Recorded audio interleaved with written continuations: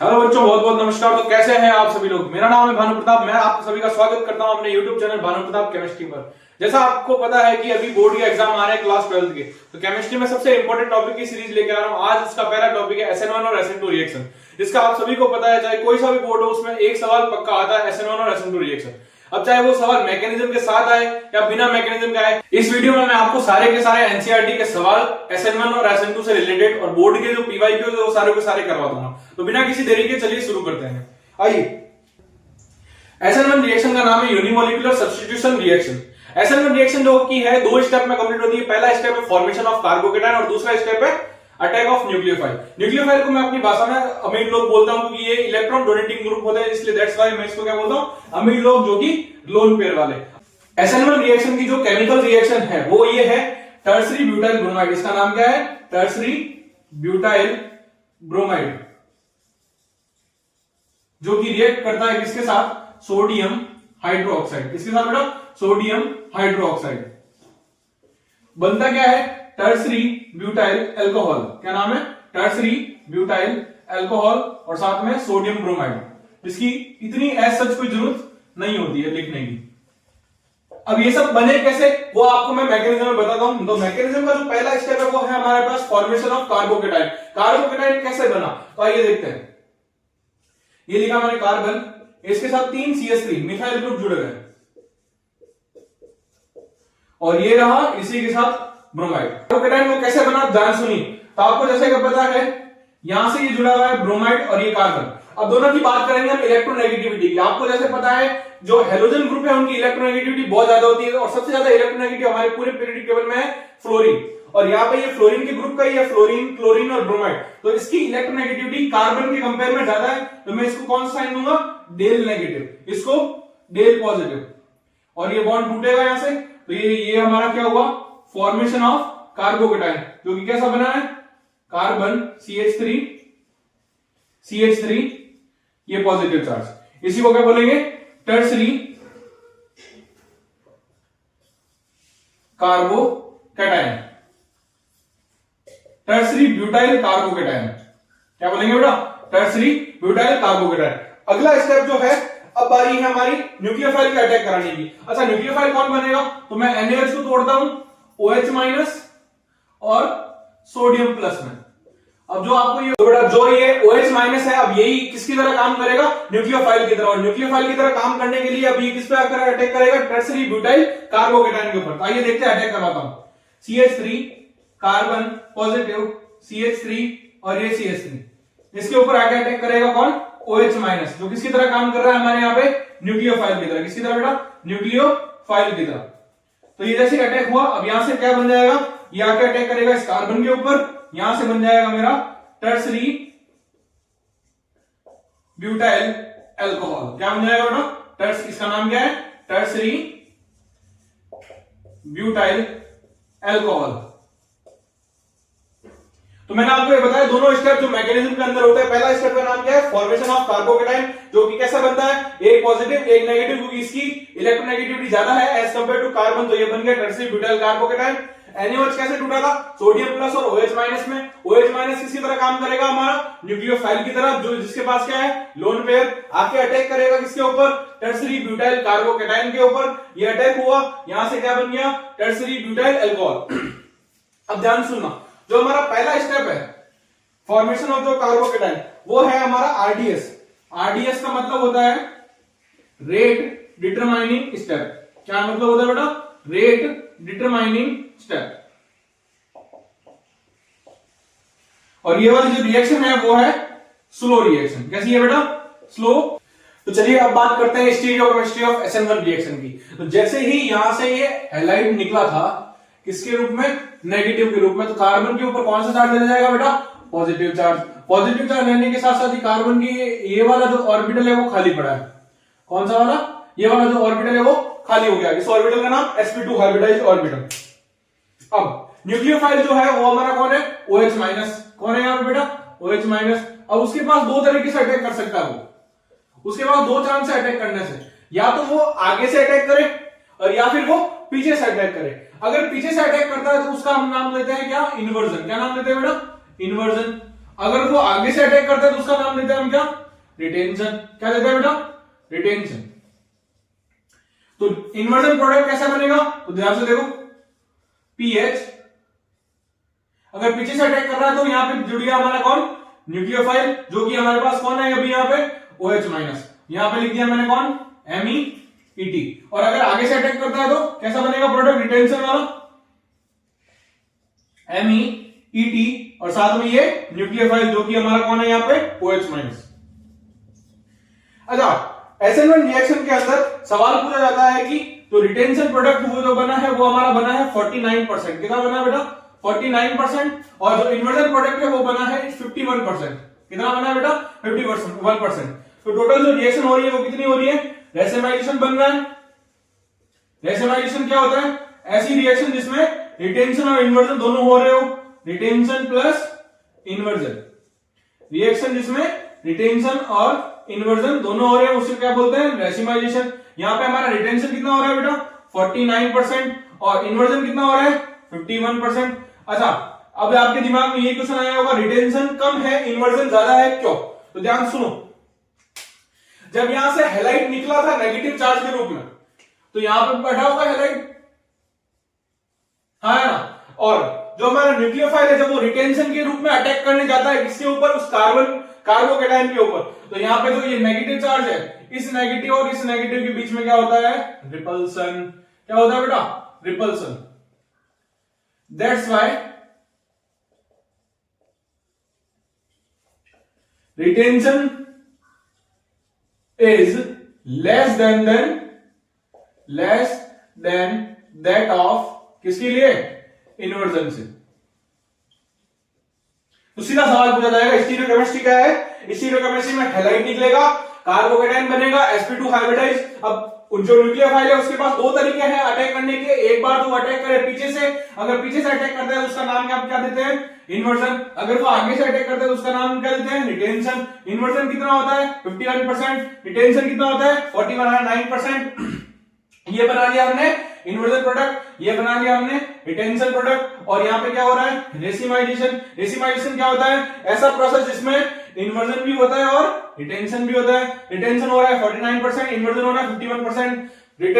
Retention कम क्यों होता है इन्वर्जन से, क्योंकि हैलाइड के पास जो नेगेटिव चार्ज है और OH जो न्यूक्लियोफाइल है हमारे पास OH माइनस, उसका नेगेटिव और इसका नेगेटिव दोनों आपस में क्या करने लग जाते हैं, रिपल्सन, जिसके कारण से थोड़ा सा फर्क पड़ता है। और थोड़ा सा फर्क कितना पड़ रहा है, 1%। कितना पड़ रहा है बेटा, 1%। तो चलो अब बात करते हैं important point related to SN1 reaction. इसके लिए मैं एक बार रिएक्शन वापस लिख देता हूं। रिएक्शन में आपको पता ही था, जैसे दो स्टेप थे। पहला स्टेप का नाम क्या था, फॉर्मेशन ऑफ कार्बोकैटायन। दूसरा स्टेप का नाम क्या था, attack of nucleophile.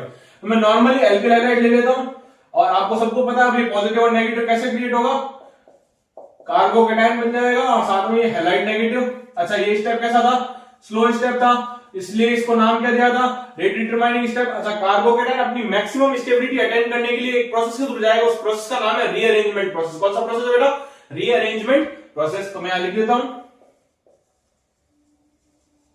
Rearrange if possible.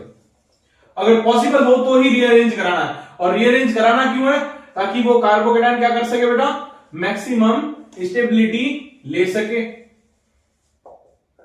Step number 2 कौन सा था, अटैक ऑफ न्यूक्लियोफाइल। अब न्यूक्लियोफाइल आगे अटैक किसके ऊपर करेगा, कार्बोकैटायन के ऊपर। यह हमारा न्यूक्लियोफाइल, और यहां से क्या बन जाएगी, इन दोनों के बीच में रिएक्शन होके एल्किल न्यूक्लियोफाइल बन जाएगा। ठीक है बेटा, अब ध्यान सुनो, यहां से मैं नेगेटिव चार्ज हटा देता हूं। अब इंपॉर्टेंट स्टेप सुनना, ठीक है। तो सबसे पहला स्टेप क्या बन रहा था, कार्बोकैटायन इंटरमीडिएट फॉर्मेशन। कार्बोकैटायन जो किया है इंटरमीडिएट हुआ है, उसी का क्या हो रहा है, फॉर्मेशन। दूसरा step, rate of reaction towards halogen. Halogen के रेस्पेक्ट में रेट ऑफ रिएक्शन कैसे चलेगी, तो रेट ऑफ रिएक्शन कुछ ऐसे चलेगी, ध्यान सुनो। RF alkyl fluoride, alkyl chloride, alkyl bromide और एल्किल आयोडाइड। इसकी ज्यादा क्यों है और इसकी कम क्यों है, तो ध्यान सुनो।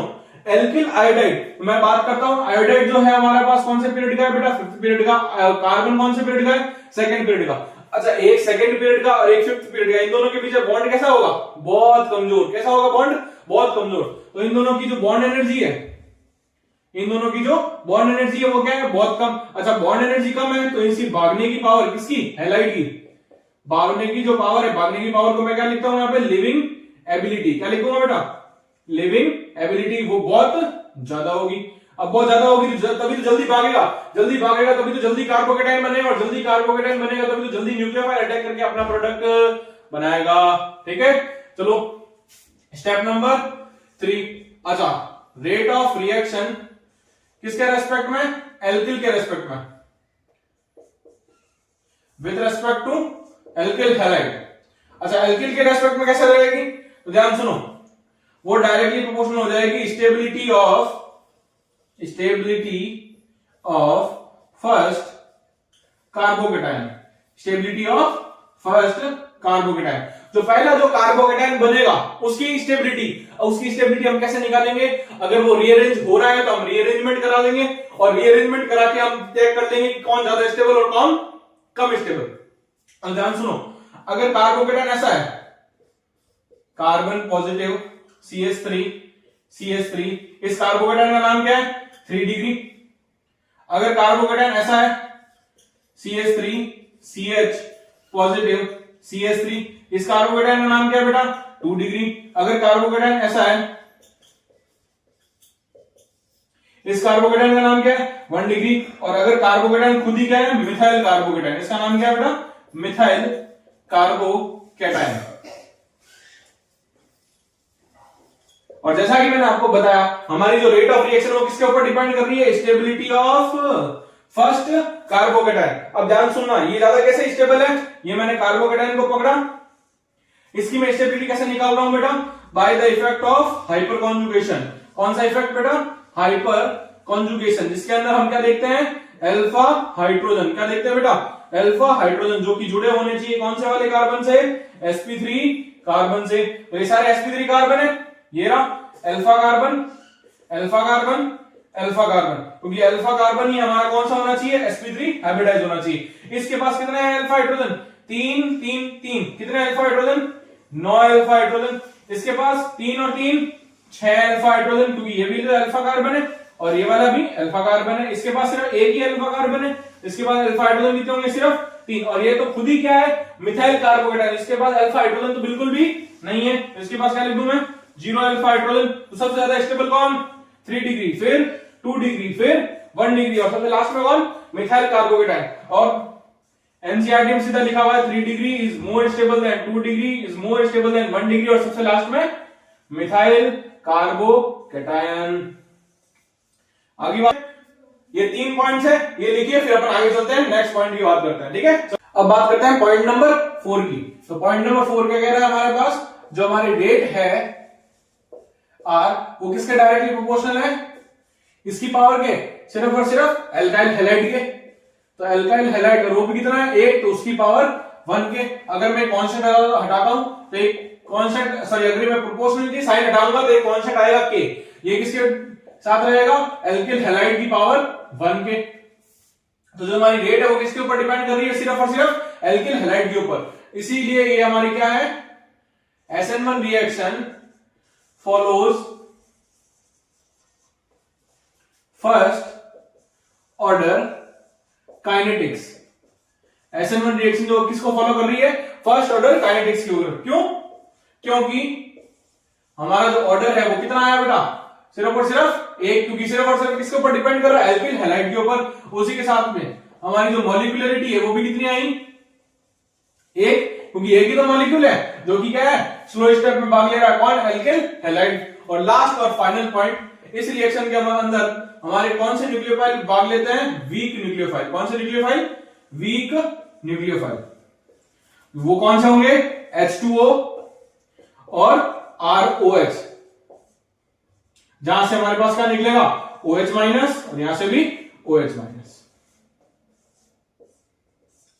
ठीक है, ये लिखे, फिर अपन आगे बात करते हैं SN2 reaction, biomolecular nucleophilic substitution SN2 reaction, जिसका नाम क्या है, बायोमोलिकुलर न्यूक्लियोफिलिक सब्स्टिट्यूशन रिएक्शन। तो मैंने यहां पे ले लिया एल्किल हैलाइड जो कि रिएक्शन कर रहा है। अच्छा, इसी के साथ यहीं पे एल्किल ग्रुप के ऊपर अटैक करेगा कौन, न्यूक्लियोफाइल। कौन अटैक करेगा बेटा, न्यूक्लियोफाइल, जो कि अटैक कहां से हो रहा है, बैक साइड से। कहां से हो रहा है बेटा, बैक साइड से। तो यहां पे जो एल्किल है वो उसके ऊपर कौन सा चार्ज है, पॉजिटिव चार्ज। यहां पे उसके साथ जो हैलाइड लगा हुआ उसके ऊपर कौन सा चार्ज है बेटा, नेगेटिव चार्ज। और पीछे से जिसने अटैक किया उसका नाम न्यूक्लियोफाइल, उसके ऊपर भी कैसा चार्ज बेटा, नेगेटिव चार्ज। इस नेगेटिव को हटा के मैं यहां पे क्या लिख देता हूं, डेल नेगेटिव। क्या लिख देता हूं बेटा, डेल नेगेटिव, क्योंकि कुछ समय के लिए नेगेटिव चार्ज। अब हमारा यहां पे सबसे सातिर आदमी कौन, एल्किल। सातिर आदमी कैसे, ना तो ये हैलाइड के साथ बॉन्ड तोड़ रहा, ना ये न्यूक्लियोफाइल के साथ पूरी तरीके से बना रहा, लेकिन आखिरकार इसको हैलाइड के साथ बॉन्ड तो तोड़ना पड़ेगा और न्यूक्लियोफाइल के साथ बॉन्ड बनाना पड़ेगा, क्योंकि न्यूक्लियोफाइल इस बार क्या है, स्ट्रॉन्ग न्यूक्लियोफाइल है। पिछली बार हमने बात की थी SN1 रिएक्शन में न्यूक्लियोफाइल कैसा था, वीक न्यूक्लियोफाइल था। अब की बार कौन सा है, स्ट्रॉन्ग न्यूक्लियोफाइल है। तो यहां से ये बॉन्ड क्या हो रहा है, टूट रहा है। तो मैं इसको लिख देता हूं बीबी। बीबी मतलब बॉन्ड ब्रेक हो रहा है। और यहां से यहां पे लिख देता हूं BF, वो वाला BF नहीं, यहां पे क्या बन रहा है, बॉन्ड फॉर्म हो रहा है। और फाइनली क्या हो रहा है, यहां पे एल्किल न्यूक्लियोफाइल और साथ में कौन निकल रहा है, हैलाइड है। अच्छा, ये वाला अटैक सिर्फ एक ही बार हुआ है और यहाँ पे जो एल्किल ग्रुप है वो ना तो हैलाइड के साथ बॉन्ड तोड़ रहा है और ना न्यूक्लियोफाइल के साथ पूरी तरह से बना रहा है। ऐसी स्टेट को बोलते हैं ट्रांजिशन स्टेट। क्या बोलते हैं बेटा, ट्रांजिशन स्टेट। तो इस स्टेट का नाम भी लिख देता हूं मैं, क्या नाम है इसका, ट्रांजिशन स्टेट।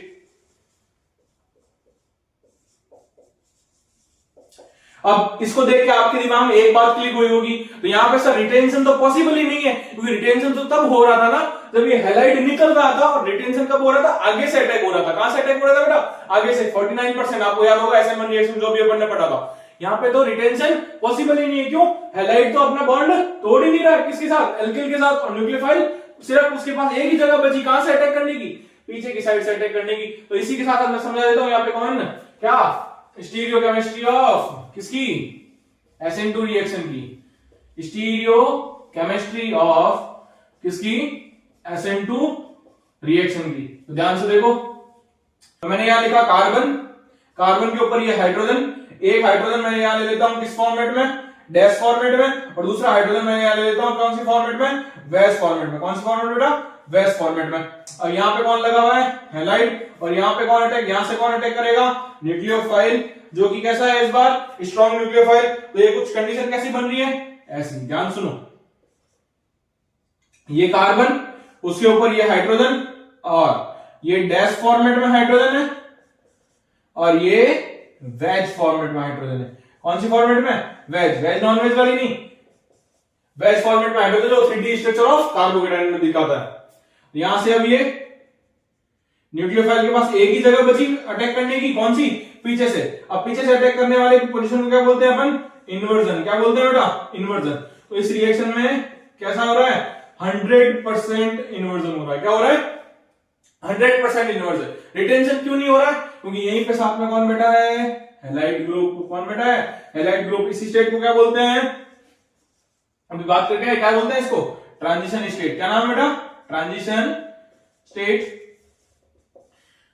हैलाइड के साथ बॉन्ड टूट रहा है और न्यूक्लियोफाइल के साथ बॉन्ड बन रहा है। इसी बॉन्ड टूटने की वजह से यहां पे रिटेंशन पॉसिबल नहीं है, क्योंकि ये बॉन्ड टूटेगा तभी तो, ये बॉन्ड टूटेगा तभी तो न्यूक्लियोफाइल सामने से अटैक कर पाएगा। तो बॉन्ड ही नहीं टूट रहा, न्यूक्लियोफाइल कैसे अटैक कर लेगा। तो न्यूक्लियोफाइल के पास एक ही जगह बची, कहां से, पीछे से अटैक करने के लिए। दैट्स व्हाई ये यहां पे क्या हो रहा है, सिर्फ और सिर्फ 100% इन्वर्जन। इसी का नाम देते हैं हम क्या, वाल्डन इन्वर्जन। क्या नाम देते हैं बेटा, वाल्डन इन्वर्जन। क्योंकि एक ही जगह बची पीछे से अटैक करने की, आगे से अटैक पॉसिबल नहीं है। तो यहां लिख देता हूं रिटेंशन नॉट पॉसिबल। क्यों, because of halide ion breaks bond with carbon in very slow process. आगे बात में आपको समझ में कौन सी? Stereochemistry of SN2 reaction. इसमें क्या बन रही है? Transition state. उधर क्या बन रहा था? कार्बोकेटायन इंटरमीडिएट बन रहा था, उसकी हम स्टेबिलिटी देख रहे थे। यहाँ पे क्या बन रहा है? Transition state. अब बात करते हैं, ये लिखो, फिर उसके बाद में बात करते हैं important point related to SN2 reaction. सुनो, एक बार मैं रिएक्शन यहाँ पे वापस लिख देता हूं। तो ये RX था, यहां से पीछे से न्यूक्लियोफाइल अटैक कर रहा था, यहाँ पे क्या बन रहा था? ट्रांजिशन स्टेट का फॉर्मेशन हो रहा था, न्यूक्लियोफाइल के साथ साथ में एल्किल ग्रुप के साथ साथ में halide ion.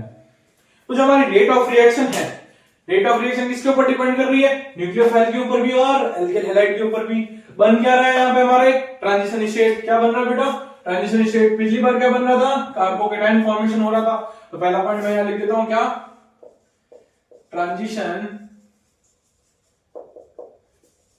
State formation occur. Transition state का फॉर्मेशन हो रहा था, यहां लिख देते हैं नीचे नो कार्बोकेटायन। दूसरा पॉइंट, रेट ऑफ रिएक्शन किसके रेस्पेक्ट में? With respect to halogen. Halogen के रेस्पेक्ट में रेट ऑफ रिएक्शन कैसी होगी? वही वैसी जैसी पिछली बार की थी। कैसे? Alkyl fluoride, alkyl chloride, alkyl bromide और एल्किल आयोडाइड। वही जो मैंने बताया था, ये सेकंड पीरियड का, ये फिफ्थ पीरियड का। इन दोनों के बीच में बॉन्ड लेंथ बहुत ज्यादा। अगर बॉन्ड लेंथ बहुत ज्यादा, बॉन्ड एनर्जी बहुत कम, तो इनके बॉन्ड की क्या हो जाएगी? बॉन्ड एनर्जी बहुत कम। और बॉन्ड एनर्जी बहुत कम, तो इसके हैलाइड के भागने की पावर सबसे ज्यादा, लिविंग एबिलिटी सबसे ज्यादा होगी, लिविंग भागने की पावर। तभी तो न्यूक्लियोफाइल सबसे जल्दी अटैक कर पाएगा। और न्यूक्लियोफाइल सिर्फ कहां से अटैक कर सकता है? पीछे की तरफ से, जो कि क्या हो रहा था? 100% इन्वर्जन हो रहा था। इसका हमने नाम भी दिया था, क्या? Walden inversion. क्या दिया था नाम? Walden inversion. ठीक है। अगला point number third, rate of reaction with respect to alkyl. Alkyl के रेस्पेक्ट में रेट ऑफ रिएक्शन कैसी होगी? तो जो हमारी रेट ऑफ रिएक्शन है वो इनवर्सली प्रोपोर्शनल किसके? स्टेरिक हिंड्रेंस की। एसएच का मतलब क्या है यहाँ पे? Steric hindrance. क्या मतलब बेटा? Steric hindrance. जैसे हमने स्टीरियोकेमिस्ट्री में तीनों हाइड्रोजन लिए थे जब न्यूक्लियोफाइल अटैक कर रहा था SN2 रिएक्शन के अंदर। अगर उन्हें तीनों हाइड्रोजन की जगह पे 3 मिथाइल ग्रुप लगे हुए हो, 3 इथाइल ग्रुप लगे हुए हो, ऐसे जो भारी भरकम ग्रुप होंगे, अगर जो भारी भरकम ग्रुप होंगे तो न्यूक्लियोफाइल को अटैक करने ही नहीं देंगे, तो रिएक्शन प्रोसीड होगी नहीं। तो rate of reaction steric hindrance के इनवर्सली प्रोपोर्शनल। अगर स्टेरिक हिंड्रेंस ज्यादा तो रेट ऑफ रिएक्शन क्या हो जाएगी? कम। तो यहाँ पे क्या होगा? 1 डिग्री ज्यादा स्टेबल। क्यों? 1 डिग्री के पास तीनों क्या है? हाइड्रोजन। स्टेरिक हिंड्रेंस कम, तो रेट ऑफ रिएक्शन ज्यादा। 2 डिग्री के पास 2 मिथाइल ग्रुप, और 2 मिथाइल ग्रुप तो स्टेरिक हिंड्रेंस थोड़ी सी बड़ी, तो रेट ऑफ रिएक्शन थोड़ी सी कम। 3 डिग्री के पास तीनों मिथाइल ग्रुप, 3 मिथाइल ग्रुप मतलब बहुत ज्यादा स्टेरिक हिंड्रेंस, बहुत ज्यादा स्टेरिक हिंड्रेंस तो बहुत कम रेट ऑफ रिएक्शन। आगे बात समझ में? 1 डिग्री, 2 डिग्री, 3 डिग्री। अगर यहां पे एक पॉइंट और लिख देते हैं, अगर एल्किल सेम हो तो आर की जो डिग्री है वो सेम हो, जैसे 1 डिग्री हो, डिग्री सेम हो, तो जो रेट ऑफ रिएक्शन है वो डायरेक्टली प्रोपोर्शनल किसकी हो जाएगी बेटा? Electron withdrawing group. Rate of reaction किसके डायरेक्टली प्रोपोर्शनल हो जाएगी? Electron withdrawing group. ऐसे ग्रुप जो इलेक्ट्रॉन खींच रहे हो, और इलेक्ट्रॉन खींचेंगे तभी तो इसके ऊपर क्या आएगा? लोड आएगा, पॉजिटिव चार्ज आएगा। तभी तो, अगर पॉजिटिव चार्ज आएगा तभी तो ये न्यूक्लियोफाइल से क्या करवाना चाहेगा? अटैक करवाना चाहेगा। अगली बात समझ में? पॉइंट नंबर 4 पे चलते हैं। पॉइंट नंबर 4, जो हमारी रेट है, रेट वो डायरेक्टली प्रोपोर्शनल किसके? एल्किल हैलाइड के भी और साथ में न्यूक्लियोफाइल के भी, क्योंकि यही हमारा कौन सा स्टेप था? पहला जो स्टेप अटैक हो रहा था, ये वाला कौन सा स्टेप था बेटा? स्लो स्टेप था। और यही था हमारा क्या? रेट डिटरमाइनिंग स्टेप था। इन दोनों के ऊपर डिपेंड करना है। इन दोनों की भी पावर कितनी? एक। यहां से हमारा क्या जाता है? ऑर्डर 2। अब ऑर्डर 2 है तो साथ में किस पे डिपेंड कर रहा है? 2 मॉलिक्यूल के ऊपर, तो मॉलिक्यूलरिटी भी कितनी हो जाएगी? मॉलिक्यूलरिटी भी 2। तो यहां पे पॉइंट नंबर 5 क्या लिख सकते हैं? SN2 reaction follows second order kinetics. कैसी वाली? Second order kinetics. और सबसे लास्ट बट नॉट लीस्ट और सबसे इंपॉर्टेंट पॉइंट, उधर कौन से न्यूक्लियोफाइल थे? Weak nucleophile. यहां पे कौन से न्यूक्लियोफाइल होंगे? Strong nucleophile. कौन से न्यूक्लियोफाइल बेटा? Strong nucleophile. अब स्ट्रॉन्ग न्यूक्लियोफाइल कौन से होते हैं? नेगेटिवली चार्ज वाले। यहां लिख देता हूं मैं, नेगेटिवली चार्ज्ड न्यूक्लियोफाइल। ये लिखिए, ये हो गई हमारी SN1 और SN2 दोनों रिएक्शन कंप्लीट। दोनों की मैंने आपको क्या बता दी, स्टीरियोकेमिस्ट्री बता दी, दोनों के मैंने आपको इंपॉर्टेंट पॉइंट बता दिए। अगर आप इतना भी लिखते हो तो भी 3-3 नंबर आराम से बन जाता है। अब 2-3 क्वेश्चन कर लेते हैं और एक अपन सॉल्वेंट का इफेक्ट पढ़ लेते हैं, कौन सा में बात करते हैं। इफेक्ट ऑफ सॉल्वेंट की हमारे पास दो टाइप के सॉल्वेंट होते हैं, पोलर सॉल्वेंट और non polar solvent. Polar solvent जिनका डाइपोल मोमेंट नॉन जीरो होता है और नॉन पोलर सॉल्वेंट जिनका डाइपोल मोमेंट जीरो होता है। नॉन पोलर सॉल्वेंट में कौन कौन, कार्बन डाइसल्फाइड, कार्बन टेट्राक्लोराइड और बेंजीन। पोलर सॉल्वेंट में भी वापस दो टाइप के, पोलर प्रोटिक सॉल्वेंट और पोलर एप्रोटिक सॉल्वेंट। इसको मैं लिख देता हूं PAS पोलर एप्रोटिक सॉल्वेंट, इसको PPS polar protic solvent. Polar protic solvent क्या होता है, जिसके अंदर ऑक्सीजन से क्या जुड़ा हुआ होता है, हाइड्रोजन। देख लो, यहां से OH निकलेगा तो ऑक्सीजन से हाइड्रोजन जुड़ा हुआ, यहां से भी OH निकलेगा ऑक्सीजन से हाइड्रोजन जुड़ा हुआ। पोलर एप्रोटिक सॉल्वेंट क्या होता है, ऑक्सीजन से हाइड्रोजन नहीं जुड़ा हुआ। एसीटोन, ऑक्सीजन से कौन, carbon. DMSO dimethyl sulphoxide, oxygen से कौन, सल्फर जुड़ा हुआ। अब ध्यान सुनना, सबसे इंपॉर्टेंट, जो पोलर प्रोटिक सॉल्वेंट है वो SN1 रिएक्शन को फेवर करता है और जो पोलर एप्रोटिक सॉल्वेंट है वो किसको फेवर करता है बेटा, SN2 रिएक्शन को। तो यहाँ पे जो एल्किल हैलाइड है, एल्किल हैलाइड ग्रुप अपना नेगेटिव चार्ज और जो एल्किल ग्रुप है वो अपना पॉजिटिव चार्ज। तो इस दोनों को भी कौन घेर लेगा, पानी घेरेगा। तो सॉल्वेंट कौन है यहाँ पे हमारे पास, मेनली वाटर पोलर प्रोटिक में। तो पानी कैसे घेरा, ऑक्सीजन हाइड्रोजन हाइड्रोजन, यहाँ पे ऊपर नेगेटिव चार्ज, ये इसके साथ बॉन्ड बना लेगा। और यहाँ पे हैलाइड को कौन घेर लेगा, ऐसे घेर लेगा, हाइड्रोजन। हाइड्रोजन के ऊपर क्या है, पॉजिटिव चार्ज, और ऑक्सीजन के ऊपर नेगेटिव चार्ज, ये इसको घेर लेगा। तो जो एल्किल ग्रुप है उसको कौन घेर लेंगे, OH2 नेगेटिव। ऐसे देखो ध्यान से, OH2 नेगेटिव, OH2 नेगेटिव, ऐसे सारे लोग घेर लेंगे। और जो हैलाइड है उसको कौन घेर लेंगे, सारे के सारे हाइड्रोजन घेर लेंगे जो पानी में प्रेजेंट होंगे। कौन घेर लेंगे, हाइड्रोजन घेर लेंगे जो पानी में प्रेजेंट होंगे। तो मतलब जो SN1 रिएक्शन है उसके अंदर जो पोलर प्रोटिक सॉल्वेंट है वो दोनों का सॉल्वोलाइसिस कर देता है। क्या कर देता है, सॉल्वोलाइसिस। दोनों का दोनों कौन, एल्किल का भी और हैलाइड का भी, क्योंकि उसके ऊपर यहाँ पे ऐसा न्यूक्लियोफाइल कौन सा है, वीक न्यूक्लियोफाइल, जो कि कोई भी अड़चन पैदा नहीं कर पाता है, जिसके कारण से यहाँ पे दोनों का सॉल्वोलाइसिस पॉसिबल है। लेकिन यहाँ पे दोनों का सॉल्वोलाइसिस पॉसिबल नहीं है, क्योंकि यहाँ पे न्यूक्लियोफाइल कौन सा है, स्ट्रॉन्ग न्यूक्लियोफाइल है। कौन सा न्यूक्लियोफाइल है बेटा, स्ट्रॉन्ग न्यूक्लियोफाइल है। तो मैं इस रिएक्शन को लिखूं तो कैसे लिखूंगा, एल्किल हैलाइड, जैसे ये बॉन्ड टूटेगा नेगेटिव और पॉजिटिव, यहाँ पे हाथों हाथ आके अटैक कौन कर देगा, न्यूक्लियोफाइल, क्योंकि न्यूक्लियोफाइल कैसा, स्ट्रॉन्ग।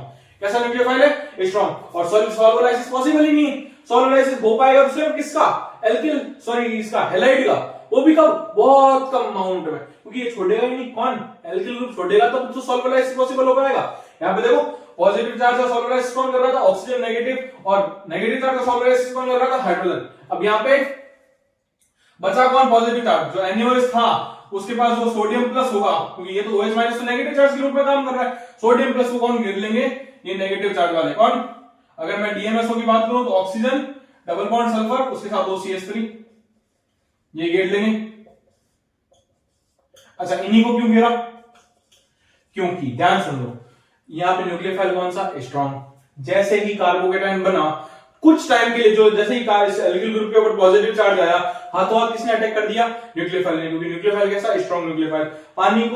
पानी को बहुत दूर की बात है, जो एसीटोन और DMSO के जो नेगेटिव चार्ज, उनको टाइम ही नहीं मिला किसको, एल्किल ग्रुप को घेरने का, क्योंकि न्यूक्लियोफाइल ने हाथों हाथ अटैक कर लिया। दैट्स व्हाई SN2 रिएक्शन को कौन फेवर करता है, पोलर एप्रोटिक सॉल्वेंट। और ये जो सोडियम प्लस बना, इसी को कौन घेरेंगे, ये सारे नेगेटिव चार्ज, जो किसमें प्रेजेंट है, ऑक्सीजन के साथ। कौन प्रेजेंट है, ऑक्सीजन के साथ। आई होप बात समझ में आई होगी, क्योंकि सॉल्वोलाइसिस किसका पॉसिबल है, SN1 रिएक्शन के अंदर एल्किल और हैलाइड दोनों का, क्योंकि कार्बोकेटायन अलग बनता है, हैलाइड अलग बनता है, क्योंकि न्यूक्लियोफाइल कैसा, वीक। इधर सॉल्वोलाइसिस पॉसिबल नहीं है, क्योंकि न्यूक्लियोफाइल कौन है, स्ट्रॉन्ग। और जैसे ही स्ट्रॉन्ग न्यूक्लियर एल्किल को हाथों हाथ अटैक करके घेर लेगा और घेर के अपना बॉन्ड बना लेगा, और जो नेगेटिव चार्ज है वो किसको घेर पाएगा, सिर्फ और सिर्फ सोडियम के पॉजिटिव चार्ज। ठीक है, ये लिखो। फिर लास्ट लिखते हैं कौन SN1 रिएक्शन और कौन SN2 रिएक्शन नहीं देता है। कंपाउंड है जो SN1 और SN2 दोनों रिएक्शन नहीं देते हैं। सबसे पहला कंपाउंड है एल्किल फ्लोराइड, ये डीटा है एक नंबर का। अब डीट कैसे है, क्योंकि देखो कार्बन, एल्किल के अंदर कौन है, कार्बन की कौन से पीरियड का, सेकंड पीरियड का। फ्लोराइड भी कौन से पीरियड का, सेकंड पीरियड का। इन दोनों के बीच में बहुत टाइट बॉन्डिंग होती है, बहुत टाइट बॉन्डिंग, क्योंकि सेम पीरियड के, सेम घर में आसपास के लोग हैं, तो सेम बहुत टाइट बॉन्डिंग है, एक दूसरे को छोड़ना ही नहीं चाहते, तो हैलाइड भागेगा नहीं, तो न्यूक्लियोफाइल अटैक कर पाएगा नहीं। तो यहां पे क्या लिख सकता हूं इसका रीजन, लिविंग एबिलिटी किसकी, फ्लोराइड की बहुत कैसी है, पुअर। कैसी है बेटा, पुअर। अच्छा नेक्स्ट विनाइल हैलाइड, नेक्स्ट कौन है, विनाइल हैलाइड। विनाइल हैलाइड में जो हैलाइड ग्रुप है उसके ऊपर क्या है, लोन पेयर, और यहाँ पे क्या है, डबल बॉन्ड। ये क्या खेल लेगा, रेजोनेंस। कैसे खेल लेगा, रेजोनेंस आपको पता है, लोन पेयर सिंगल डबल क्या हो गया, रेजोनेंस। और रेजोनेंस के कारण इसके आप क्या आ जाता है इनके अंदर, due to partial double bond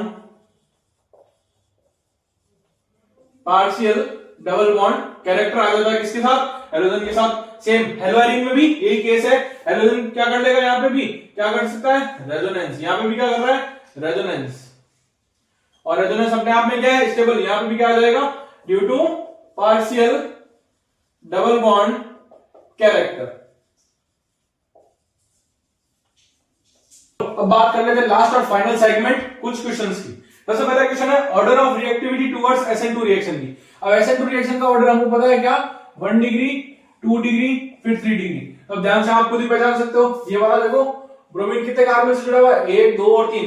ये वाला है 3 डिग्री, ये वाला सिर्फ 1 से 1 डिग्री, ये वाला 2 से 2 डिग्री। तो सबसे ज्यादा कौन, अगर मैं ABCD के हिसाब से चलूं, A, B और C, सबसे ज्यादा B, फिर C, फिर A। ठीक है, 1 डिग्री, 2 डिग्री और फिर 3 डिग्री।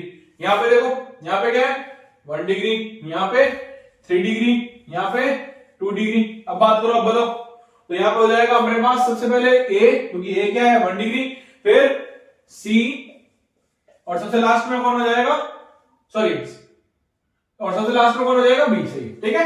नेक्स्ट, ये थोड़ा अच्छा सवाल है, 1 ब्रोमोब्यूटेन, ये ऐसा कैसा लिखा हुआ है, 1 degree. 1 bromo 2 dimethyl propane, 1 degree.